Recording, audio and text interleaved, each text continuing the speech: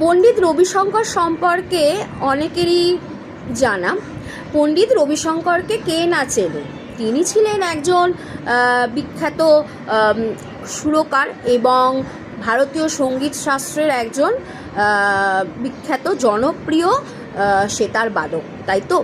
তো পণ্ডিত রবিশঙ্করকে সকলেরই চেনা, কিন্তু ওনার সম্পূর্ণ নাম কি জানা আছে?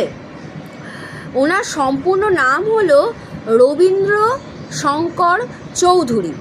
এই রবীন্দ্র শঙ্কর চৌধুরী হলো ওনার নাম। উনি জন্মগ্রহণ করেছিলেন কত সালে জানা আছে? পণ্ডিত রবিশঙ্কর সম্পর্কে কে না জানে, কিন্তু ওনার জন্মগ্রহণ, উনি জন্মেছিলেন 1920 সালের 7 এপ্রিল বেনারসে, আর মারা গিয়েছিলেন ক্যালিফোর্নিয়ার সান্তিয়াগোতে, যেটা মার্কিন যুক্তরাষ্ট্রে